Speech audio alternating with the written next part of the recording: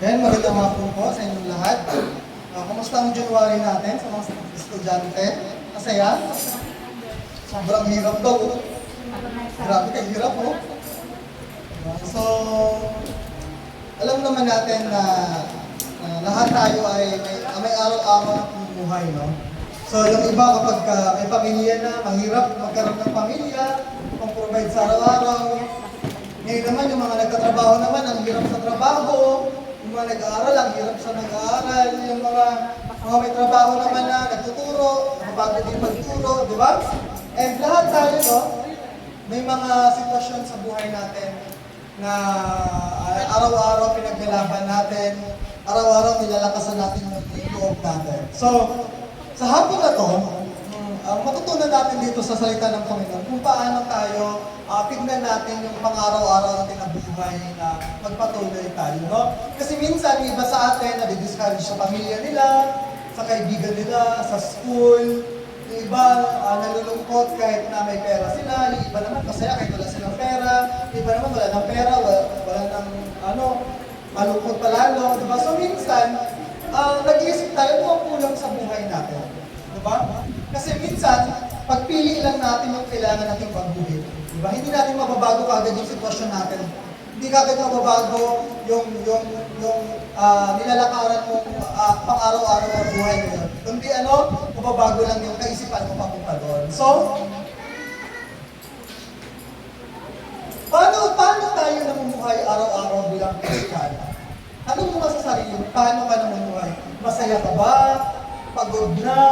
Tinatamad na? Kaiyakin na? Parang ayaw na pumasok? Nahihirapan ka? Masaya ka? Excited ka? Ano yung sitwasyon nyo ngayon? Halimbawa, bukas, isipin nyo ngayon, ano yung naisip nyo para bukas? Kinakabahan kasi may exam? Diba? Anong pumapasok sa atin? Pag sinabi, paano tayo namumuhay araw-araw, yun yung nagiging attitude natin araw-araw. Kung ano ba yung tingin natin sa ginagawa natin araw-araw. Bago tayo magsimula, manalangin tayo. Panginoon, marami kong salamat sa iyong mga salita. Naway, itago niyo po ako sa inyong likuran, Panginoon, upang kayo ang maihiyag na pakilala namin sa hapon na ito. Pagpalain niyo pang bawat isa, Panginoon, buksan niyo po ang aming mga espiritual na puso, na kaisipan, Panginoon, upang matutunan namin kung ano yung gusto mo ihatid ngayong hapon na ito. Pagpalain niyo po, Panginoon, na hindi lang namin marinig ang iyong mga salita, bagkus, Panginoon, manatili sa aming mga puso't isipan, Panginoon, at may sa buhay namin. Pagpalain niyo po kami, Panginoon, samahan niyo po kami, i-anoyin niyo po ang iyong mga salita, Panginoon, Lord God, na maintindihan, maunawaan ayon sa aming pagkaunawa, Panginoon. Lord God, marami pong salamat, binabalik po namin lahat ng papurit pa sa salamat sa inyo lang, sa pangalan ni Jesus. Amen.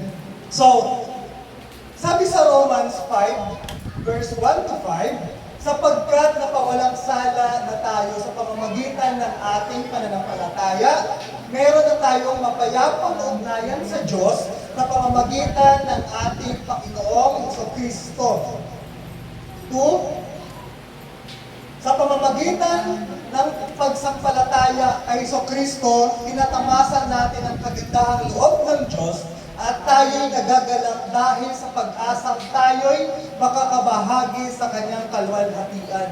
3, hindi lamang iyan. Ikinagagalak din natin ang mga kahirapang ating tinitiis dahil alam natin ito'y nagbubunga ng pagtsatsaga at ang pagtsatsaga ay nagbubunga ng mabuting pagkatao at ang mabuting pagkatao ay nagbubunga ng pag-asa. 4, at hindi tayo nabibigo ng pag-asang ito sapagkat ang pag-ibig ng Diyos ay binuhos sa ating mga puso sa pamamagitan ng Espiritu Santo na pinagkaloob sa atin. So, kung ihimay-himay natin yung sinasabi sa verse na yan, ang sitwasyon natin ngayon, nang tanggapin natin ang Diyos, Siyempre, noong una, sino ba yung nakaalala pa nung huling ako yung speaker 2 weeks ago? About kasalanan yun, di ba? So, makasalanan tayo, at napawalang sala tayo sa pamamagitan ng pananampalataya. Kanino? Sa ating Panginoong Jesucristo.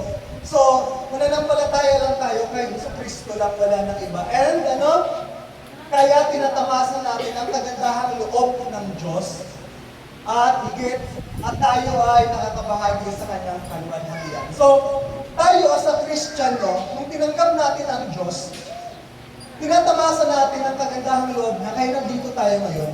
Kahit na sa loob ng Monday, Friday, hanggang Saturday, ay may mga bagay kang ginawa, pakiramdam mo, nagkasala ka, pakiramdam mo, hindi maganda. Pero pagdating ng linggo, may courage ka pa rin umatid ng church, makinig na salita ng Panginoon. Kasi alam mo na yung Diyos na pinaglilingkuran mo, ay kaya kang tanggapin kahit sino at ano ka. Hallelujah! Regardless doon sa pinanggagawa mo, yung mga araw na parang hindi ka nakapagtimpi, natukso ka, o kung ano ka man. Di ba? And ano pa? Sabi sa Roma 1 verse 2, sapagkat napawalang sala na tayo sa pamamagitan ng ating pananampalataya. Diba? Kaya sabi kanina, napawalang sala tayo dahil sa ating pananampalataya, mayroon na tayong mapayapang ugnayan sa Diyos. Pag sinabing mapayapang ugnayan sa Diyos, ano to? Ibig sabihin, consistent na mahal ka ng Panginoon, nagkasala ka, bumagsak ka, mahal ka pa rin ng Panginoon. Pero tayo kasi yung nagbabago. Maaaring minsan parang ang sarap-sarap magpuri sa Panginoon, pero nung mga panahon busy ka, may problema ka, parang, ay, saka na po na ito, may asikasuhin mo na ako. Ay, bakit ganito? Parang, sa hamon ng buhay, sinasalo ko lahat, di ba? Mga minsan may mga nararamdaman tayo na parang, Lord, saan ka? Lord, tulungan mo ako. Lord, bakit hinayaan mo ko? Bakit ganyan? Di ba? Pero pag sinabing mapayapang ugnayan sa Diyos, lahat ng nangyayari sa buhay mo, alam ng Panginoon. Minsan kasi nagmamarunong lang tayo na, Lord, dapat kasi ito yung ginawa mo, dapat kasi ganyan. Pero minsan, mas marunong pa tayo kay Lord. Di ba? And ano pa? Verse 2, sa pamamagitan ng pagsampalataya ng Hesus Kristo, tinamasa natin ang kagandahang loob ng Diyos at tayo'y nagagalak dahil sa pag-asang tayo'y makakabahagi sa kanyang kaluwalhatian. Pag sinabing nagagalak, ano ba yung nagagalak? Ano yung English ng nagagalak? Rejoice? Diba? Pag ano pinagkaiba ng joy at saka rejoice? Yung joy sa plato, yung rejoice sa buhok. Ganun ba? Ha? Diba? Pag sabing joy, ibig sabihin kung si Courtney nakangiti, masaya sa joy. Pero kung si Courtney nakangiti siya, tapos tumalon-talon siya, nag-rejoice siya. Naintindihan niyo ba? Kumbaga, kapag masaya ka, mas malalim pa doon. Mas malalim pa. Ibig sabihin, kapag nagagalak tayo sa pag-asa, kapag halimbawa, may mga panahon na problema ka, may mga panahon na hindi mo alam yung gagawin mo, kung may mga problema sa buhay mo, sa bahay mo, sa sarili mo na parang pakiramdam mo ano ba yung solusyon nun, makakausap ka pa ba, maggalak ka kasi nananampalataya ka sa Diyos. Ano pa man mangyari, tutulungan ka. So, ano ba? Bunga ng pagtanggap natin sa Diyos. Kanina kasi, sitwasyon natin, yung nang tinanggap natin ng Diyos, sitwasyon, napawalang sala tayo, nanampalataya tayo dahil kay Kristo Jesus, and nakabahagi tayo ng kagandahang loob niya. Ngayon naman, bunga ng pagtanggap sa atin ng Diyos. Nakikita niyo yung buko sa likod? Kanina, kumain kami ang sarap ng laman tsaka ng tubig. Kapag ba yung buko ng bunga siya, ay kapag yung puno ng buko, ano yung bunga niya? Yung buko pa dito kapag yung bayabas, ano yung bunga niya? Diba kapag ano yung puno, ganun yung bunga? Diba? Wala kayong nakita na ang puno niya orange tapos ang bunga niya apple, diba? Himala siya. Maliban na lang kung nagsanga-sanga yung mga sanga nila tapos nagdikit akala mo minsan. Pero ang sinasabi dito, kung ano yung puno, ganun din yung bunga. Diba? Kung ano yung puno, ganun din yung bunga. So, bunga ng pagtanggap natin sa Diyos. Sino dito nakakaalala ng tinuro ni Pastora na ang bunga ng banal na spirito? Diba siyang yan? Pero ito ay bunga ng pagtanggap natin sa Diyos. Hindi ito yung bunga ng banal na spirito, kundi bunga ng pagtanggap natin sa Diyos. Ano ba ito?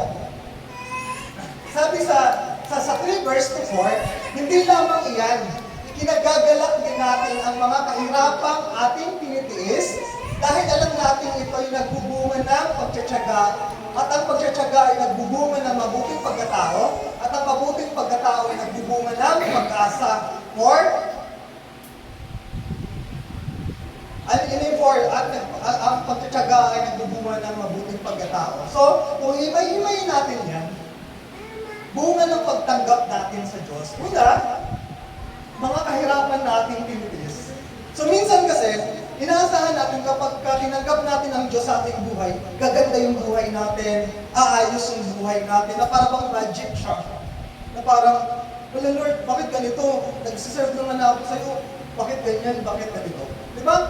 So minsan, ang mga kahirapan nating tinitiis, dalawa yung pwede natin pagpilian yan. Maging masaya tayo or ano? Maging malungkot tayo. Nung nalaman namin na special si Judah, naging malungkot ako at talagang pinamdam ko siya. And nung nandun kami sa therapy niya, nandyan sa seminary di San Jose, sabi ng doktor sa kanya, alam niyo po ba, okay na sa part ni Judah. Ang dami niya kasi red flag. Ang sabi ng doktor, ang sabi ng nag-observe sa kanya, alam niyo ba maganda nga po yan kasi si Judah daw masayahin. Mas problema pa kami sa sitwasyon niya kung siya yung malungkutin. Ngayon, nung sinabi ni Ma'am Jen yun, hindi ko alam kung paano ko siya i-take na. Masaya po ba na? Masayahin ko pala to siya. Parang hindi siyang iyak ng iyak, akyat ng akyat, naghahabulan kami sa bahay, pag naka-open yung gate, tatakbo ka agad siya. And minsan, sinasabi ko, Lord, yung sitwasyon ba ni Judah, paano ko masasabi na niluluwalhati kita? And sa panahon na binigyan kami ni Lord binigyan kami ng mga taong tumulong sa amin, na pa-enroll namin si Judah, start next week, papasok na siya. And sabi ni Ma'am Jen sa kanya, trainable naman daw siya. So, nung una talagang, Lord, malungkot, masakit, pero natutunan ko na kahit na ganun yung sitwasyon, ay matuto kong maging masaya kasi binigay ng Panginoon sa amin, alam kong kaya namin yun. Naalala ko, yung sasakyan namin, maliit lang siya. And kapag tinatamad ako maghatid ng isang atiran lang, o tinatamad ako mag-doble-dobles, pinagsasabay ko na lahat ng pinsan ko. Sabak-sabak, minsan nga nagkakapalitan na ng mukha eh. Pag tingin ko si Samantha, sinika na pala yun, sobrang sikip sa loob. Ngayon, habang masikip kami sa loob, nagtatawanan kami, nag-aasaran kami. Minsan naman, nahatid ko sila, sinisipag akong maghatid, dinalawang biyahe ko sila. Ngayon, medyo bakante sa dulo. Pagka nakaupo si Mika at si Samantha sa likod, ang layo nila sa akin, hindi kami gano'n nag-uusap. Kasi ang lalayo ng mukha nila eh. Durin mo kapag nagdadrive ka, siksikan kami yung mukha ni Sai-Sai dito na sa gilid ko, tapos si Jam-Jam dito na minsan sa gilid ng mukha ko, kasi siksikan kami. And dahil sa siksikan kami, ikakaroon kami ng asaran, ng kwentuhan, at naging masaya kami. Although yung sitwasyon namin, masikip kami, pero masaya kami. Pero minsan, kahit ang luwag-luwag ng sasakyan, pero pakiramdam namin hindi kami nag-uusap kasi parang yung isa nakatulala sa bintana, yung isa may iniisip, yung isa nagbibideo sa daan. So minsan, no, sa sitwasyon ng buhay natin, akala natin parang ang daming kulang sa atin. Akala natin parang, ay, buti pa yung ibang bata, kompleto yung pamilya nila. Buti pa yung ibang bata, paghingi ng baon, why hustle, paspas dayon, diba? Mabilis, buti pa yung iba, yung nanay nila, yung tatay nila, walang issue, walang problema, hindi nag-aaway. Buti pa silang magkapatid, ang bait-bait. Samantala kami, nagbabatuhan ng unan, nagsasabunutan. Diba? So, ang dami nating problema na para bang pakiramdam natin, naku, kung wala akong kapatid, di sana yun, walang problema. Alam niyo ba, napakalungkot na walang kapatid. Kasi wala akong kapatid, pag-isa na ako, kahit gusto ko may kagawan sa pagkain, wala akong kagawan, kainin ko lahat. Diba? Yung damit ko, walang ibang susuot yan, ako na lang. Yung bahay namin, laging tahimik kasi wala naman akong kahabulan eh. Wala akong kasuntukan sa bahay. Sobrang boring. Diba? Yung iba parang ang reklamo, ano ba yan? Naku, pangit-pangit mo. Ano, wala na ng kapatid, diba? Pag nag-away, mamatay ka na, diba? Pero kung mag-isa, imagine nyo, kapag lumaki kayo, marami kayong kasangga sa buhay. Alam niyo ba minsan naisip ko na paano kapag nagkasakit ng mga magulang ko? Sino yung mag-provide sa kanila? Ako lang mag-isa. Diba? Pero minsan pakiramdam ko gusto nyo mag-isa. Diba? So minsan, yung kaisipan natin, kailangan na natin magbaguhin na maging masaya kahit na nag-aaway yung magulang ninyo. Minsan pag hingi ko ng baon, nakaayos ka na, wala nang bibigay sa yung baon. Yung pag excited ka na pumasok, pahingi ng pera mo, sakit na nga ng pera.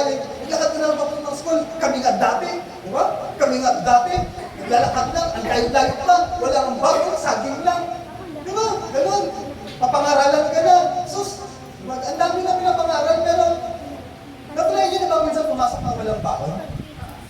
Ang saya pala. Ang saya pala, magugulat kayo mga klase mo, bigla bibigyan ng pagkain. Kasi naranasan ko din siya dati. And yung school namin dati, ay sa FOBay, doon sa sulok-sulok kami nakatira, nilalakad namin umaga. And kapag umaga, aga namin gumising kasi para mabilis makapunta ng school. Diba? And minsan, habang naglalakad kami, yung ibang mga bata hinatid ng tricycle, hinahatid ng kotse. Yung pagdating sa school, ang fresh-fresh pa nila, pero kami pawis na. Gusok-gusok na yung damit kasi hindi naman didiretso sa school, mamamato ng bayabas, ng santol, ng star-apple sa daan. Mukha kami mga dugyot pagdating sa school, pero yung mga klase namin mga sosyal, ang kinis-kinis, ang gaganda ng damit. Pero habang naglalakad kami papuntang school, sobrang saya namin na nagkahabulan. Diba? Malayo kami sa sakit kasi best friends namin yung germs. Diba? Hindi kami sakitin. Kasi nga, best friends namin yung germs, hindi na tumatalab sa amin. Diba? Kaya yung mga nanay na, ay naku dyan, huwag dyan, madumi dyan. Diba? Kaya yung anak nila sakitin minsan kasi hindi sanay. Diba? So minsan, yung mga kahirapan na tinitiis natin, piliin mo lang maging masaya. Kung lagi nag-aaway yung magulang mo, paano ba makikita masaya yun? At least buo pa sila. At least meron ka pang mga magulang. Diba? Kung halimbawa, pakiramdam mo, kinakapos ka, na wala kang mabaon, walang pang-provide sa'yo, maging masaya ka kasi alam mo, na ano-ano ka man, ipag-provide si Lord sa'yo, kaya ka nga nananampalataya. So piliin maging masaya. Walang bayad yung maging masaya. Di ba? Ano ba sumunod doon? Bunga ng pagtanggap natin, nagbubunga na ang pagtsatsaga.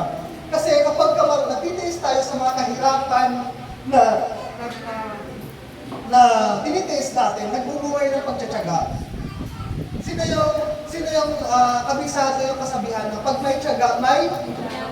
Bakit kaya yun? Bakit kaya? Kasi alam mo ba pag naglaga kayo, 3 hours to 4 hours, ibig sabihin nun, kaya kapag ka naglaga ka, matagal yung proseso. Halimbawa kung yung matigas yung baboy, matigas yung baka, ilalaga mo ng ilang oras yun. Ngayon kapag ka naglaga ka, dati kasi, wala pa namang gasol, yung kahoy-kahoy lang. Ngayon kapag kasindihan mo yun, magiging abo yung kahoy, sisindihan mo na naman for 4 hours to 5 hours para lang lumambot yung kante. Kaya kapag may tiyaga ka nilaga. So pag sinabi mo tiyaga, nagpapatuloy ka kahit ano yung sitwasyon. Maaaring nagsimba ka ngayon, masaya kang umalis sa bahay ninyo.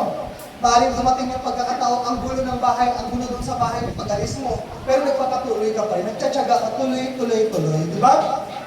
Nagpapatuloy ka kahit anong mangyari. So, sa pagtsatsaga natin, dalawang bagay yung makikita natin.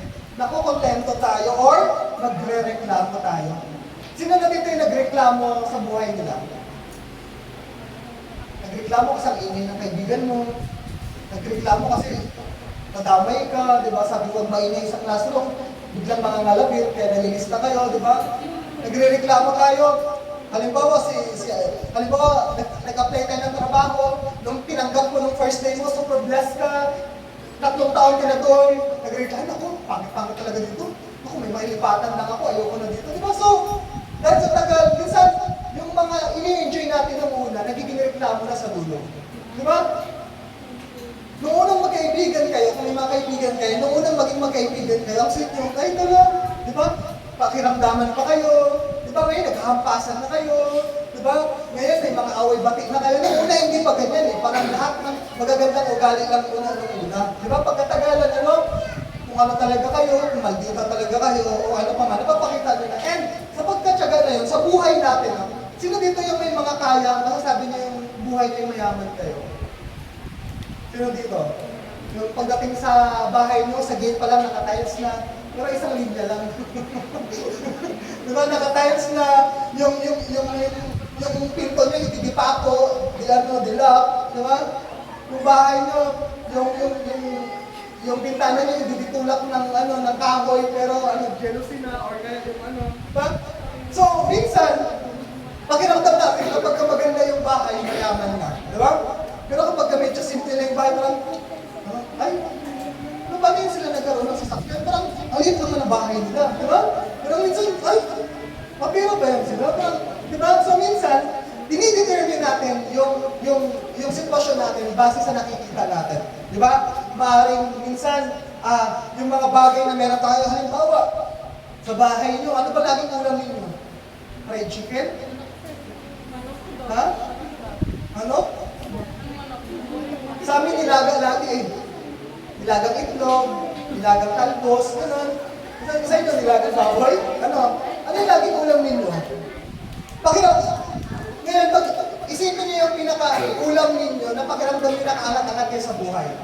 Ano yung ulam ninyo pakiramdam nyo kapag kayo yung pagkain nyo, medyo ano kayo ngayon, medyo nakakaangat-angat sa ano? Anong ulam? Lechon manok. Sa inyo, Marjorie, ano? Ano? Seafood ay social. Seafood na Nobel pa sila, no? Diba? So, kapag ang ulam, mga seafoods, mga baboy-baboy, nakakaluwag-luwag yung nanay natin, yung pamilya natin, kasi nakakabili ng masarap na ulam. Pero kapag ulam naman ang pakiramdam mo, nag-in-house kayo, anong mga ulam yun? Tuyo. Ano? Bagoong daw. Diba? Tapos ano pa? Ano pa kay Pao? Si Pao kasi mukhang hindi naman nag-house to eh. O si Dayan, sabi ni Dayan, ako sunod. Anong ulam? Tingin nyo? Noodles. Maraming sabaw. Diba? Alam nyo ba, kapag kayong mayayaman, miss daw nila yung saging na sinasawsaw sa bagoong. So grabe daw talaga yung sarap na sarap nila doon. Pero kung ikaw yung sa sitwasyon na araw-araw, bagoong tapos saging lang, sasabihin mo sa mayaman nila, maniwala sa'yo. Diba? Pero naman, kung tayo sa sitwasyon niya, ganun din yung maipaparating natin. Kung baga, yung mayayaman, gustong kainin yung mga pangmahirap na pagkain. Yung mga mahirap naman, gusto ko try naman yung pangmayaman na pagkain. Bakit? Kasi pakiramdam nila, may kulang doon sa kinakain nila na kailangan nila matikman itong mga to para masatisfy yung inner being nila. Pero kailangan lang natin makontento. Hindi porket nakain mo yun, ganun na rin yung sitwasyon ng buhay mo. Diba? Naalala namin dati,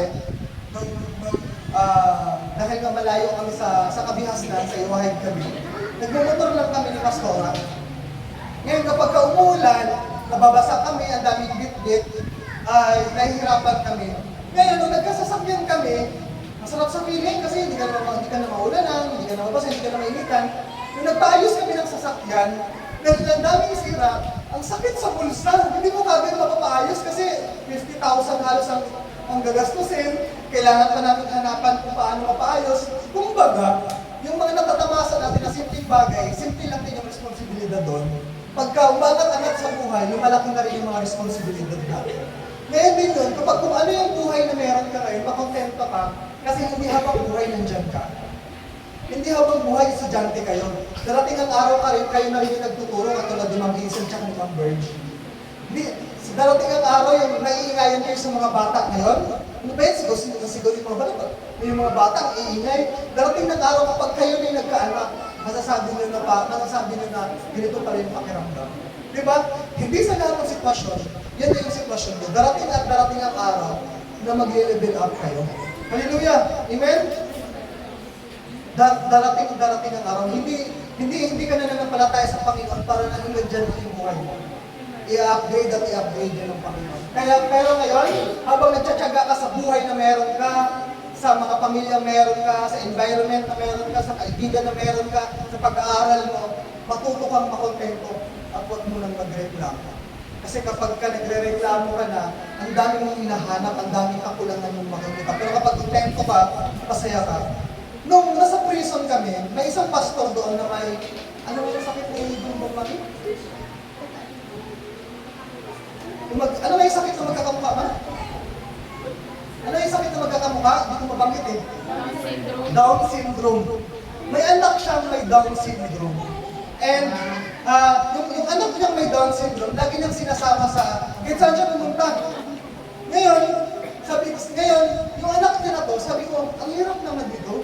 Kahit saan siya pumupuntang bilangguan, lagi niyang kasama. Tapos naiiwan sa gate, walang kasama, naiiwan doon sa mga, basta sa labas lang ng prisuhan, naiiwan siya doon, wala siyang kasama. Yung papa niya mag-preach ng 2 to 3 hours, tapos babalikan lang siya. Tapos, minsan pag iniisip ko, baka minsan nagutom na uhaw, at iniiwan niya lang. Tapos, sabi ko pag nakakakwentuhan ko si Pastor Nalvin, sabi ko, Pastor, Mahirap ba yung sitwasyon mo? Sabi niya, mahirap po kung mahirapan ka, pero sanay na po ako kasi ito yung binigay ng Panginoon sa akin. Sabi ko, Pastor, kontento ka na ba sa sitwasyon mo? Sabi niya, kontento ka na ba sa buhay na meron ka? Sabi niya, alam mo, Pastor, kontento ako sa buhay na meron ako, kahit ganun yung anak ko, kahit matatanda na kami, pero hindi ako tumitigil mangarap. Hindi porket ako kontento kayo sa buhay niyo ngayon, ay titigil na kayo mangarap. Nagiging kontento lang kayo sa buhay niyo ngayon, pero hindi kayo tumitigil mangarap. Bakit? Kasi yung pangarap natin, yun yung minsan nagbibigay ng apoy sa atin na pagbutihin yung ating ginagawa kasama ang Panginoon. Hallelujah. Kaya maliban sa pinagbubuti natin yung pinagagawa natin, maganda rin na sinasamahan natin ng pananampalataya sa Panginoon para mas maging maayos yung kinabukasan natin. Diba? Next! Ang susunod, sabi daw, yung pagtsatsaga naman ay nagbubunga ng mabuting tao, pagkatao. Paano niyo masasabi na mabuting tao kayo? Paano mo nasasabi? Namimigay po ako ng burger, hatid po kami. Paano? Paano niyo nasasabi mabuting tao tayo? Ang hirap ba? Mayroon bang sabihin sa sarili natin? Diba? So, pag sinabi natin mabuting tao, dalawa ang pwede natin gawin. Maging masigla o maging pagod. Pag sinabi kasi maging mabuting tao, halimbawa may tinulungan ako, si Mark may binubuhat siya, hindi niya kaya, tinulungan ko siya ngayon. Ngayon, nung tinulungan ko si Mark, sabi ni Mark sa akin, Pastor, salamat po, hirap na po ako magbuhat noon. Dahil po sa tulong niyo napadali ako. Ngayon, pauwi na ako, dahil nabigatan din ako, nakita ko si King may buhat-buhat din. Sabi ko, kay King, pagod na ako, may tinulungan na ako doon, okay na yun. Bahala ka na King sa buhay mo. Diba? Kasi nga, naging mabuting tao ka na doon eh. Pag sinabi kasi mabuting tao, kahit na ano yung sitwasyon mo, tuloy-tuloy mong ginagawa ng masigla. Kapag napagod ka kasi, pakiramdam mo na parang lagi ikaw na lang yung tumutulong, ikaw na lang lagi yung sa inyong magkakaibigan, ikaw na lang lagi yung gumagastos, ikaw na lang lagi yung nililibre, ikaw na lang lagi yung unang nagpapatawad, ikaw na lang lagi yung unang nag-approach, kahit siya yung may kasalanan, ikaw na lang lagi yung una, ikaw na lang yung ikaw. Parang pakiramdam mo, kailan na naman kaya na ako na naman yung asikasuhin? Diba? Pakiramdam mo, kailan na naman ako na naman yung bigyan ng kabutihan? So, pag sinabi maging mabuti, nagbubunga ng maging mabuting pagkatao, dapat lagi tayong masigla. Bilang tinanggap natin ang Diyos sa buhay natin, kumbaga, nature na natin na laging tumulong sa iba. Nature na natin, hindi mo na pag-isipan na, tutulungan ko kaya to? Ay, parang kaya na yung sarili niya, bahala na siya dyan. May kanya-kanya ng tayong problema, may kanya-kanya pa tayong problema kung problemahin ko pa yung kanya. So, bilang anak ng Panginoong Diyos, yung pagiging mabuting tao sa atin ay dapat pusa. Hindi na tayo nag-isip kung tutulong tayo o hindi. Hindi na tayo nag-isip kung baka may mangyari sa atin o kung ano man. Pusa na natin yun. And habang ginagawa natin yan, tayo pasigla tayo, hindi tayo napapagod. Ay naku, nakakapagod tulungan yun. Kapag meron naman sila, hindi naman sila namimigay. Kapag meron naman sila, wala naman silang paki sa amin. Pero kapag ganang problema sila, sa amin na malapit, di ba? Lahat ng ginagawa natin bilang mabuting tao, ano? Kailangan masigla natin ginagawa. Kailangan hindi tayo pagod na parang napipilitan na lang. Di ba? Ganun din sa lahat ng ginagawa natin para kay Lord. Maging masigla, maging masigla. Pagpunta mo dito ng simbahan, maging masigla tayo. Hindi parang pagod tayo na parang dito yung pahingahan natin. No. Kapag nandito ka sa presensya ng Panginoon, maging masigla tayo. No? Ano pa? Maging mabuting pagkatao at nagbubunga ng pag-asa. Ito na, yung pag-asa naman, dalawa ang pwede natin isipin. Sipagin ba tayo or tamarin tayo? No? So, ang pag-asang dala-dala ng ating Diyos, sisipagin ba tayo magpatuloy sa Panginoon o tatamarin tayo? Diba? Sino dito yung unang araw ng pasukan, excited kayo? Pero yung mga kalagitnaan nyo, parang hirap na kayo, ayaw nyo mag-aral, pagod na kayo. Sino dito yung mga matatagal na sa trabaho? Yung akala mo, tagapagmano ng kumpanya. Diba nung una, parang, ay salamat. Diba yung unang pag natanggap yung unang sahod, grabe, ang saya-saya. Pero nung ang dami ng trabaho, tunog ng pagod, hindi na sinisipag, tinatamad na. So, ang pag-asa na bunga sa atin ng Panginoong Diyos, sipagin tayo magpatuloy sa Panginoon. Sipagin tayo na kahit anong mangyari, tuloy tayo sa Panginoon. Huwag tayong tinatamad-tamad. Di ba? Huwag tayong tamad-tama rin. Kasi pag tinamad tayo, ayaw na natin kumilos, ayaw na natin mag-devotion, ayaw na natin manalangin, tinatamad na tayo pumunta ng simbahan, tinatamad na tayo pumunta ng mga youth fellowship, tinatamad na tayo sa anumang bagay, lalo-lalo na about kay Lord. Ang pinakamalala nito, tinatamad tayo sa mga bagay na may kinalaman kay Lord. Yun yung mahirap. Kapag tinamad tayo, magiging komportable na tayo doon sa bahay na lang, sa ibang lugar na lang, parang tinatamad ka na lumapit sa Panginoon, magsimba. Kaya minsan, may mga, pansin niyo ba, minsan parang may nakakausap kami na ang tagal nang hindi nagsimba, buwan na silang hindi nagsimba, years na silang hindi nagsimba, pero nung na-encourage na, tara, balik tayo sa Panginoon. Ipagpatuloy natin yung ginagawa natin, parang nag-gain nila ulit yung strength nila, tapos nagpapatuloy sila. Kaya kahit na mahirap yung sitwasyon, huwag tayong tamarin. Naalala namin, dahil yung nanay ko, siya yung tagabantay ni Judah. And, nung paalis siya, nung November 22, paalis siya papuntang Mindanao. And sa Friday pa lang sila uwi, lang sila. Ang nasa isip namin, nahihirapan kami kasi wala nang iiwanan kay Judah. Kulit ni Judah. Sabi namin, paano na tumami, wala nang iiwanan kay Judah. Ang hirap. Nung sinama namin si Judah dito, may expectation namin na mahirapan kami magtakbo siya, mapapagod kami, papawisan kami. Ganun talaga yung nangyari. Yun talaga yung inaasahan namin. Pero nagulat kami, nung mga sumunod na Sunday, sabi ng lolo niya, iwan mo lang dito si Judah, kaya naman namin. And hindi namin ini-expect yun, na pwede pala namin siyang iwan sa lolo niya. At alam mo ba, na mas komportable pa si Judah na maiwan sa lolo niya, kaysa sa lola niya. Naakala namin, mas kaya siyang alagaan ng lola niya. So amazing, no? Maliit siya na bagay, pero sobrang nakatulong sa aming mag-asawa. Di ba? So, kailangan sipagin tayo, no? So, ano pa? Kapag bubuhayin natin lahat ng yon, natandaan niyo pa ba? Pag bubuhayin natin lahat ng yon, maging masaya, kasi pwede kang malungkot sa buhay na bigay ng Diyos. Pwede kang malungkot, pero dapat maging masaya ka. Ano ba? Makontento sa anumang meron ka. Pwede kang magreklamo sa anumang meron ka, pero makontento ka sa anumang meron ka. Masiglan natin harapin ang hamon ng buhay. Sino mo yung mga hamon sa buhay?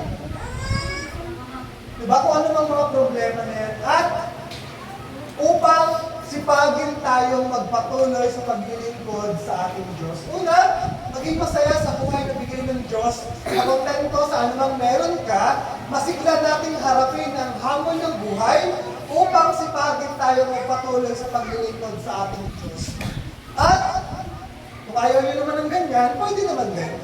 Maging malungkot ka sa buhay na bigay ng Diyos. Magreklamo ka sa kung anong meron ka, pagod nating harapin ang hamon ng buhay upang tamarin tayong magpatuloy sa paglilingkod sa ating Diyos. Diba? Same na perspective, magkaibang attitude.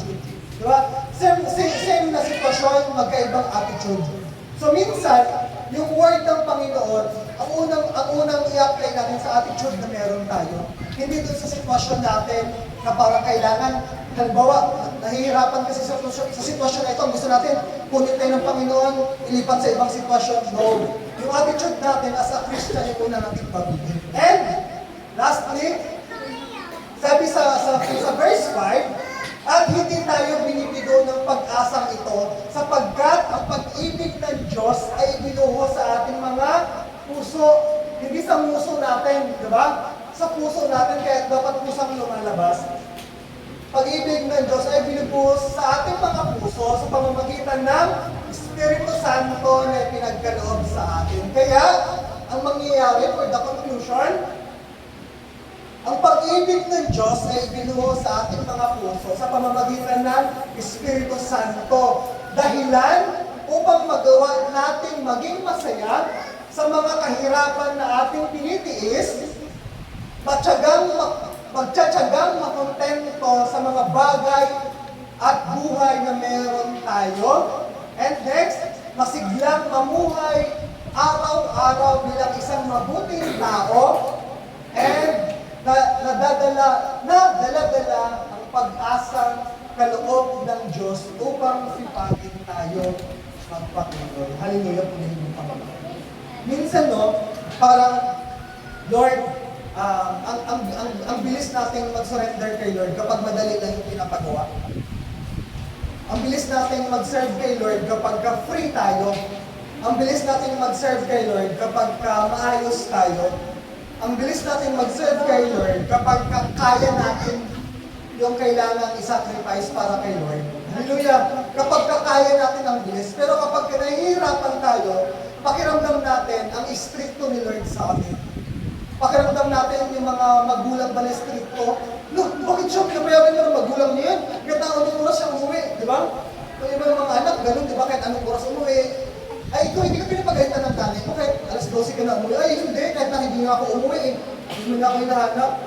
Eh, ikaw, ay naku, alas 7 pa lang, kailangan na sa bahay na ako. Di ba? So, minsan, pakiramdam natin, kapag mahirap i-surrender yung bagay na yan kay Lord, pakiramdam natin ang stricto ni Lord. Pero kapag mabilis natin masurrender itong bagay na to, pakiramdam natin ang bless natin. Di ba? So, lagi natin tandaan, no?